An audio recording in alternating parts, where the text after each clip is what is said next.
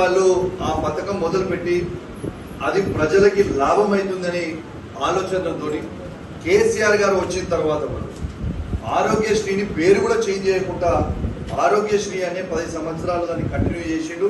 అప్పుడు 2 లక్షలు ఉంటే దాన్ని 10 లక్షలకు కూడా పెంచింది. మీ అందరు కూడా గుర్తు చేస్తా ఉంటాం. అదేవిధంగా ఫీజు రియంబర్స్మెంట్ కూడా ఆ రోజు Congress party Rajasekhara Reddy, doctor YS Rajasekhara Reddy గారు పెట్టింది.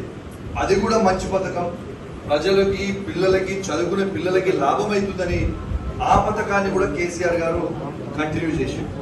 అదేవిధంగా ఇప్పుడున్న ముఖ్యమంత్రి రేవంత్ రెడ్డి గారు కూడా కేసీఆర్ కిట్ కావచ్చు, కంటి వెలుగు కావచ్చు, న్యూట్రిషన్ కిట్లు కావచ్చు, ఇవన్నీ కూడా ఏవైతే మంచి పథకాలు ఉన్నాయో పేర్లు చేంజ్ చేస్తే చేంజ్ చేయండి, కానీ ఆ పథకాలు కానీ దయచేసి మీరు కంటిన్యూ చేయాలని. ఎందుకంటే పేద ప్రజలకు అవన్నీ కూడా లాభం అవుతున్నాయి.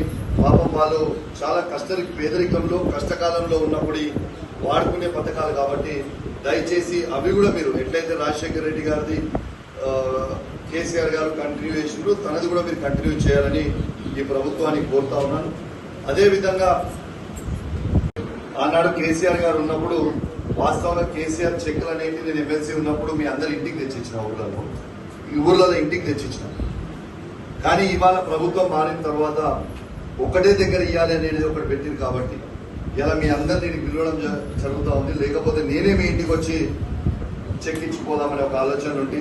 కానీ వీళ్ళు ప్రభుత్వం కొత్తది వచ్చిన తర్వాత రూల్స్ పెట్టింది కాబట్టి మీ అందరినీ కూడా పిలిపించి అడుగుతా ఉన్నా. ఇది కూడా ఎందుకు చెప్తున్నా అంటే, అరే సార్ ఎమ్మెల్యే గెలవక ముందు ఎమ్మెల్సీ ఉన్నప్పుడు ఇంటికి వచ్చి ఇచ్చిండి ఎమ్మెల్యే అయినాక పిలిపించుకుంటారని అనుకుంటారు. కాబట్టి మీ ద్వారా మీడియా ద్వారా మొత్తం హుజరాబాద్ నియోజకవర్గానికి ప్రజలకు కూడా తెలియజేస్తా ఉన్నాను. ఎందుకంటే ప్రభుత్వం రూల్స్ మార్చారు కాబట్టి ఇలా నేను ప్రతిపక్ష ఎమ్మెల్యేగా ఉన్నా కాబట్టి ఆ రూల్స్ ఖచ్చితంగా పాటించాల్సిన పరిస్థితి వస్తుంది. కాబట్టి మీ అందరు కూడా పిలవాల్సి వస్తుంది. దీంతో మహిళలు ఉంటారు. ఆ 1,25,000 మహిళలకి మీరు ఎన్నికల సమయంలో 2,500 రూపాయలు మహాలక్ష్మి పథకం కింద ఇస్తామని చెప్పిండ్రు. ఖచ్చితంగా ఆ ప్రతి మహిళకి మీరు 2,500 రూపాయలు కూడా ఇవ్వాలని నేను మనస్ఫూర్తిగా రేవంత్ రెడ్డి గారికి కోరుతా ఉన్నాను. దీంట్లో ఎటువంటి రాజకీయం లేదు. జస్ట్ మీరు చెప్పిన మాట నేను గుర్తు చేస్తూ మీరు ఇవ్వాలని కోరుకుంటూ సెలవు తీసుకుంటా ఉన్నాను. జై Telangana. Thank you very much.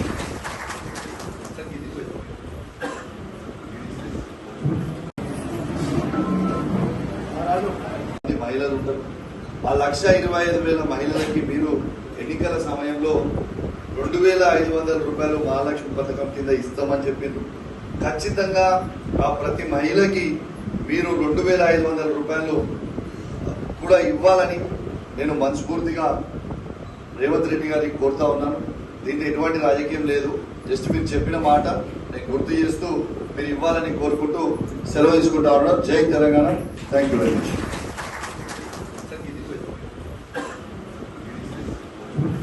నమస్కారం. బాగున్నారా?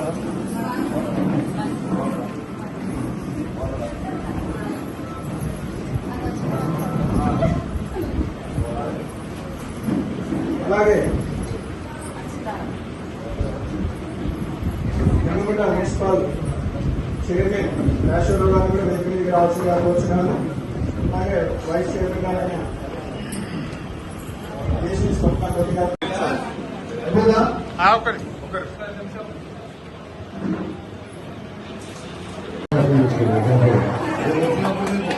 సర్పంచ్ ఎలక్షన్ ఓట్లకు వస్తారు కదా, కుల బంగారం ఇచ్చిన తర్వాత నాకు ఇది కావాలన్నారు. మీరు చూస్తున్నారు ఎట్లా దాడి చేస్తున్నారు, ఎట్లా కేసులు పెడుతున్నారు. మీకోసం అడగదు ఈ 2,500 ఏమన్నాడు దాడి చేస్తున్నారు. ఈ కుల బంగారం ఏమంటే కేసు పెడుతున్నారు. రైతుల వాటి కేసు పెడుతున్నారు. అన్ని కూడా మీరు అందరూ బాగుంటుంది. అవసరం పోటీ పెట్టుకోండి.